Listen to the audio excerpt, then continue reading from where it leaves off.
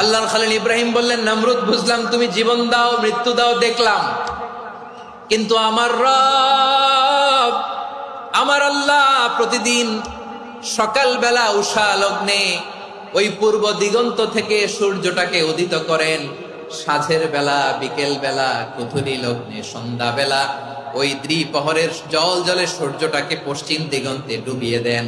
মানে সকালবেলা পূর্ব দিক থেকে উদিত করা সূর্যটাকে পশ্চিম দিকে বিকেলে তিনি ডুবিয়ে দেন। তুমি যদি পারো ওই সূর্যটাকে পশ্চিম দিক থেকে উদিত করে পূর্ব দিকে ডুবিয়ে দাও।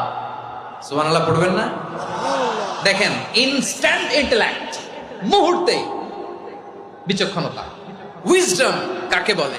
যখন আল্লাহর ইবাদত শুরু করলো, এই কথা ছড়ায় পড়লো চারদিকে। নমরুদ সাইয়েদনা ইব্রাহিমকে ডেকে পাঠালেন। নমরুদ বলে, ইব্রাহিম তুমি নাকি মূর্তির পূজা না করে কোন নতুন রবের ইবাদত করো, কে তোমার রব? সাইয়েদনা ইব্রাহিম বললেন, রব্বি আল্লাযী ইউহয়ী ওয়া ইউমীত, আমি এমন রবের ইবাদত করি যিনি জীবন দেন, যিনি মৃত্যু দেন। নমরুদ বলে, তাই নাকি?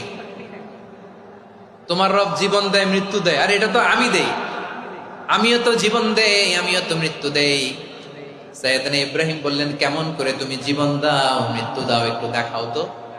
নমরুদ জেলখানা থেকে দুজন কয়েদিকে ডেকে আনলো, কয়েদি এনে অর্ডার করলো, একটাকে এখনই শিরোচ্ছেদ, হেড অফ, ডেথ পেনাল্টি, মৃত্যুদণ্ড দেয়া হলো, ফিনকি দিয়ে রক্ত বেরোলো। নমরুদ বলে, দেখো দুজনকে ধরে আনলাম, একজন কয়েদিকে দিলাম ডেথ পেনাল্টি, মৃত্যুদণ্ড, ওরে মৃত্যু দিলাম।